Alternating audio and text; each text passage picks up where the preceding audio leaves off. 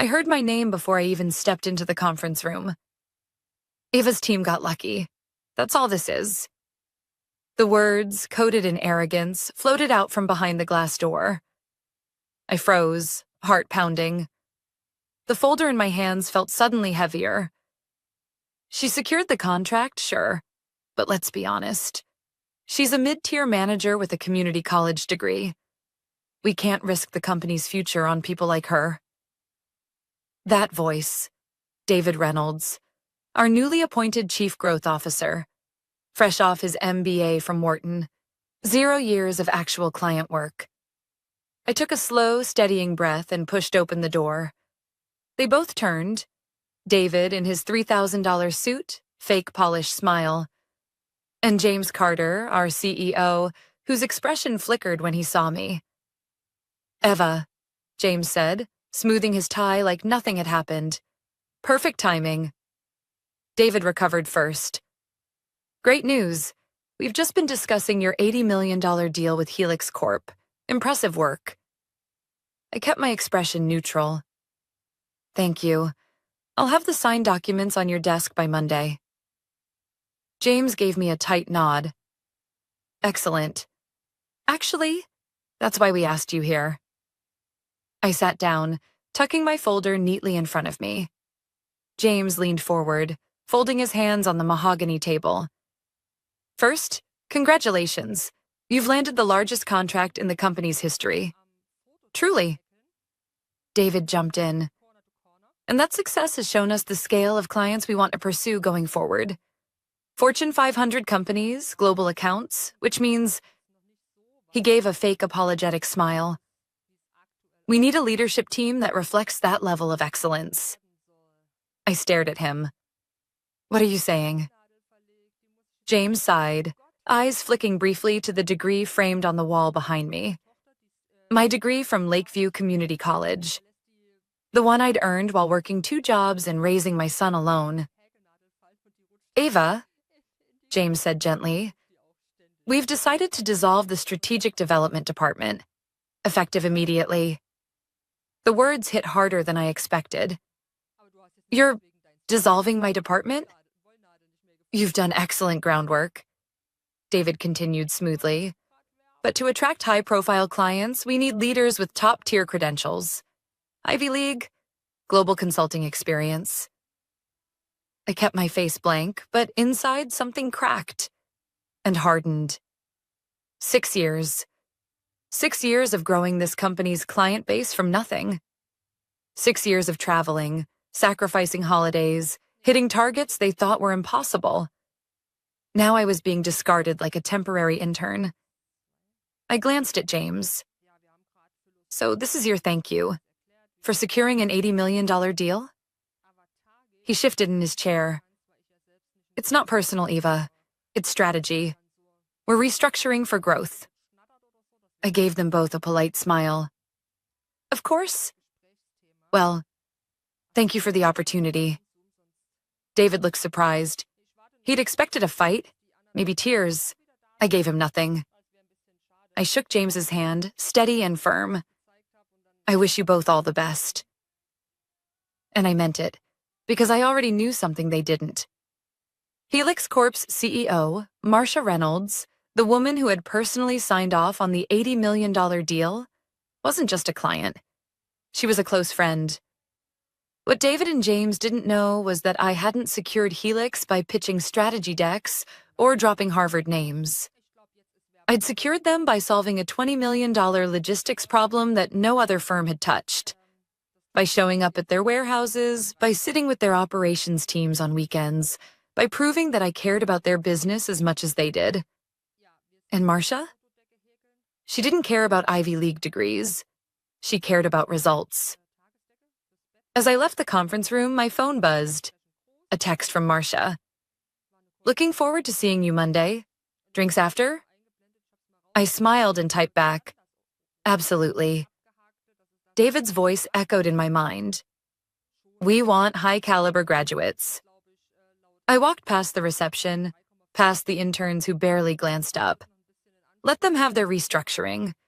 Because on Monday, in that client meeting, They'd learn exactly what happens when you value pedigree over performance.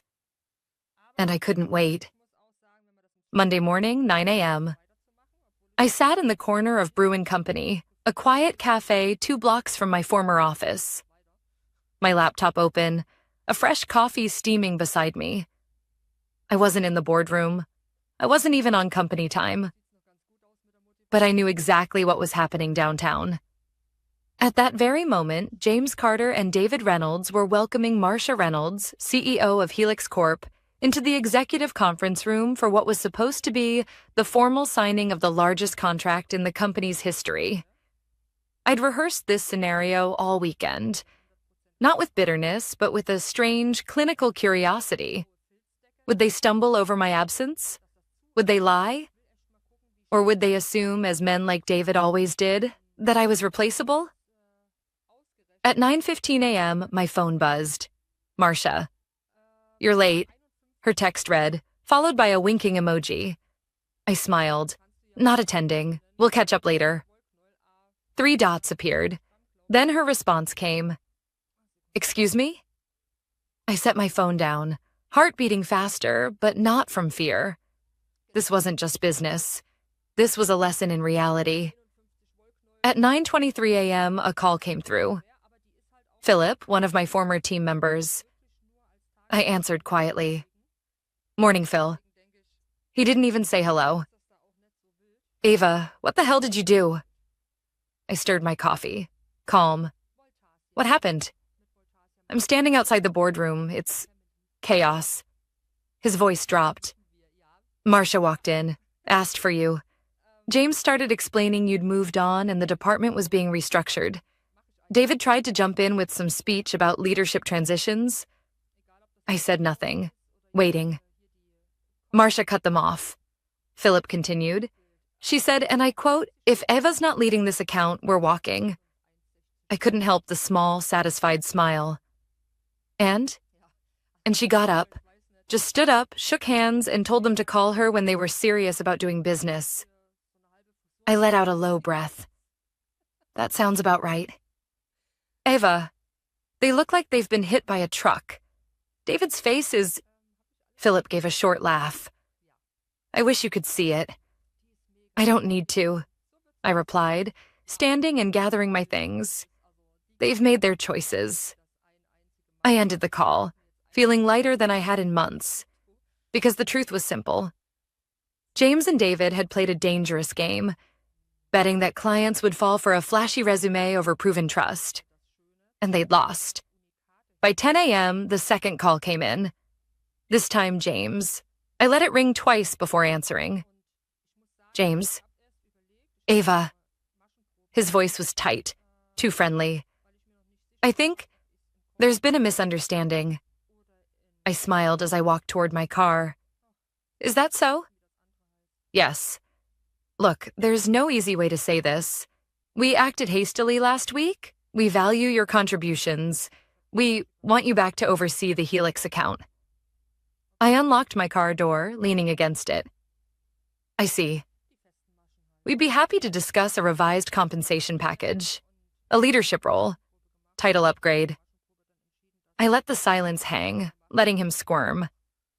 Eva, please. His voice cracked slightly. That please nearly broke me. Not because I pitied him, but because it confirmed everything I'd suspected. They hadn't respected me. They'd used me, until I became inconvenient. And now that the deal was at risk, I was suddenly valuable again. I exhaled slowly. James, I appreciate the call. I truly do, but I'm not coming back. A stunned pause. Eva, this is $80 million on the line. No, James. It's my integrity on the line. He started to speak, but I ended the call before he could finish. I slid into the driver's seat, hands on the wheel, staring straight ahead. I wasn't angry. I wasn't vindictive. I was done. I'd spent 6 years pouring everything into a company that saw me as a placeholder, a stepping stone for someone more polished, more connected, more Ivy League. And the second I became inconvenient, They erased me. That wasn't a company I'd fight to save. The real power, the only power worth having, was knowing your worth and refusing to compromise it. As I drove away, my phone buzzed again. This time, a text from Marcia. "Lunch?" I typed back. "Absolutely, my treat." And with that, I left James, David, and their restructuring behind. For good. Tuesday morning, 8:45 a.m. I sat across from Marcia Reynolds in a sunlit corner booth at Greenleaf Bistro, the kind of place downtown executives favored for off-the-record conversations. She stirred her tea, studying me with those sharp eyes that rarely missed a detail. "So, you're officially out?" she asked, her tone casual but her meaning direct. I nodded, sipping my coffee. "As of Friday. Restructured out of a job by Monday morning." Marcia shook her head, a low chuckle escaping her. I knew James could be arrogant, but I didn't realize he was suicidal. I smiled, but there was a weight in my chest I couldn't shake. "I'm not bitter." "You should be." I met her gaze. "I'm not. I'm done giving energy to people who don't value it."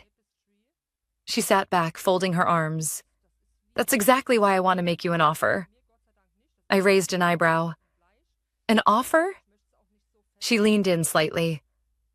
"I'm not just the CEO of Helix. I also sit on the advisory board for Klein & Foster, one of the fastest-growing logistics tech firms in the country. We're expanding aggressively.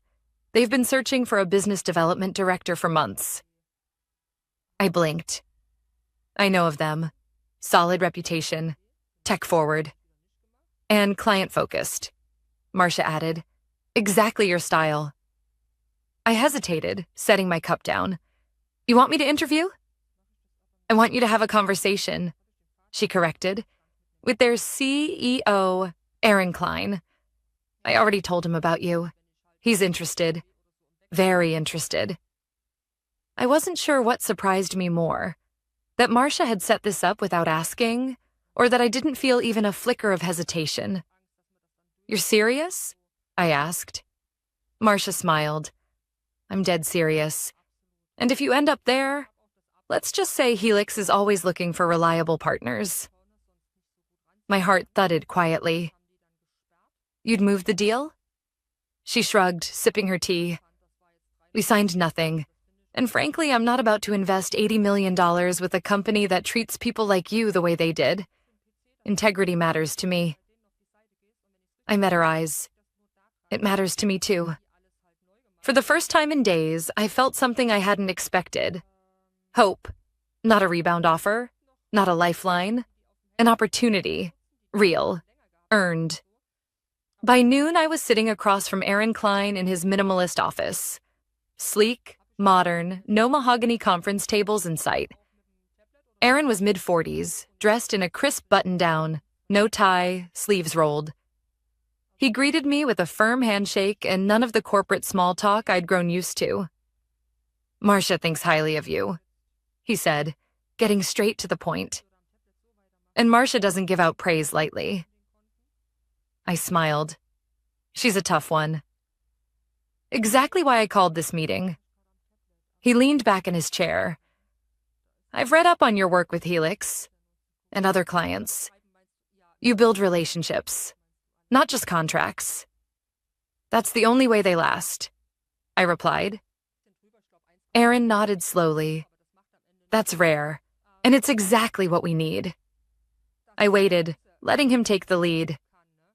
"We've grown by 60% in the last 2 years, but we're ready for the next leap. And that requires someone who understands both business development and client loyalty. Someone who doesn't just chase numbers." I folded my hands. "And you think that's me?" He smiled. "I know that's you." There it was. Director, no hedging, and no questions about where I went to school. "What would the role look like?" I asked, keeping my voice steady. "Director of Business Development, reporting directly to me. Full autonomy to build your strategy and your team. We'll support you, and stay out of your way." I felt my pulse quicken. Compensation? He handed me a folder. Inside, a detailed offer letter. Base salary. Higher than anything I'd made before. Bonus structure. Aggressive but fair. Equity. Meaningful. I read through it twice, my heart thudding louder with every line. I won't insult you by asking for an immediate answer, Aaron said, but I hope you'll consider it. I closed the folder gently. I don't need time. His eyebrows lifted slightly. I'm in.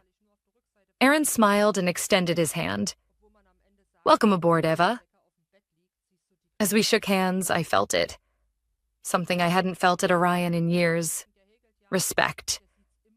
I walked out of that office not with a job offer, but with a new beginning. And I couldn't wait to see where it would lead. My first official day at Klein & Foster was nothing like my old first days at Orion. No formal HR tour. No laminated employee handbook. No whispered comments about where I went to school. Just a simple welcome from Aaron, a firm handshake, and a clear message. Do what you do best. And I did. I spent the first week meeting every department head. Not in scheduled meetings, but at their desks, in their spaces. I listened more than I talked. Asked questions no one else seemed to ask. About process bottlenecks, client frustrations, internal gaps. By the second week, I had my strategy drafted.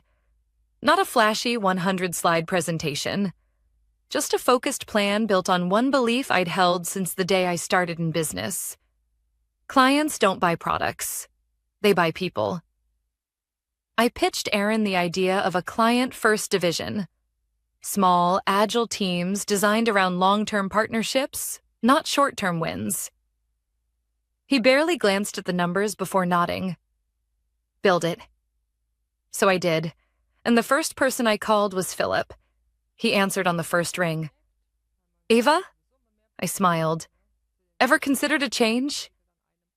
The silence on the other end lasted only 2 seconds. When do I start? Philip joined the following Monday.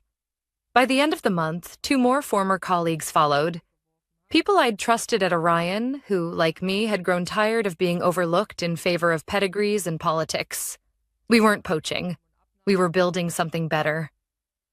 By month 3, my team had secured 3 major contracts, including a $25 million deal that had been in Orion's pipeline for over a year but never closed.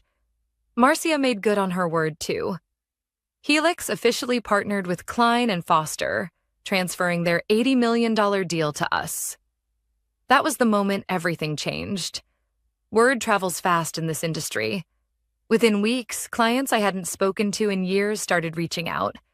Old contacts from conferences, industry partners I'd built quiet relationships with. And one by one, they asked me the same question. Why Klein & Foster? I gave them the honest answer.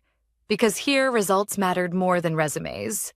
Because here, client trust wasn't a buzzword. Because here, talent wasn't defined by where you got your degree. I didn't badmouth Orion. I didn't have to. The facts spoke louder than anything I could have said. By month 6, Klein & Foster's market share had grown by nearly 40%. We weren't just landing new clients. We were quietly taking Orion's. I never intended it as revenge. But in the business world, success often speaks louder than revenge ever could. One afternoon, as I wrapped up a client call, Philip walked into my office. A glass-walled space that overlooked downtown. Simple, but mine. He set a printed report on my desk. You might want to see this. I glanced down. The headline made me pause. Orion Tech reports second consecutive quarter of declining revenue. I skimmed the article. Helix gone. 2 key clients signed with competitors. Stock down 25%. Internal restructuring rumored. I leaned back in my chair, tapping the page lightly. This was never about taking them down, I said quietly. Philip gave a small nod. Number. But it turns out treating good people like they're disposable has consequences. I met his eyes. It always does. That afternoon, my phone buzzed again. An unfamiliar number. I hesitated before answering. Ava, it's James. His voice was flat, strained. I leaned back in my chair. Didn't expect this call. A long pause. I wanted to check in, see how things are going. I almost laughed. They're going well, James. Very well. He cleared his throat. I won't take up your time. Just, if you ever want to have a conversation, I'd be open to it. I let the silence stretch before replying, thank you, but I think we're on very different paths now. I ended the call gently but firmly, because sometimes the most powerful answer isn't anger, it's moving on. That night, I walked into my apartment, dropped my keys on the counter, and sat down with a glass of wine. I wasn't the same woman who'd been fired 6 months earlier. I wasn't chasing respect. I had built it, on my terms. And I finally understood something I wished I'd learned years ago. When people show you what they value, believe them, then choose to value yourself more. 3 months later, I stood in front of a glass wall at the Global Logistics Summit in Chicago, watching the city skyline blur beneath a soft spring rain. The conference was packed. Industry leaders, rising startups, investors. Klein and Foster wasn't just attending this year. We were headlining, and I was giving the keynote. When Aaron first suggested it, I almost laughed. Me? Speaking in front of 1,000 executives? But then I realized, why not me? I wasn't there because of a fancy diploma or a corporate pedigree. I was there because our client portfolio had tripled in under a year. Because we'd closed deals others said were impossible. Because our retention rate was nearly perfect. That morning, I stepped on stage, heart-pounding, but steady. I spoke about client trust, about long-term partnerships, about how results outlast resumes. And when I walked off, the applause was real. So were the conversations that followed. By noon, I had handshakes and dinner invitations from companies I'd once only dreamed of working with, including some former Orion clients. And then, I saw him, James Carter.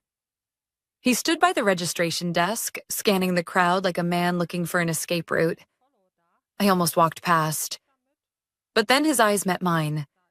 He approached, slower than I remembered him ever walking. Ava. James. I kept my voice even, professional. He gave a small, tight smile. You were impressive this morning. Thank you. A pause. He shifted awkwardly. I wanted to reach out sooner. I nodded, but didn't. He exhaled, looking down at his hands.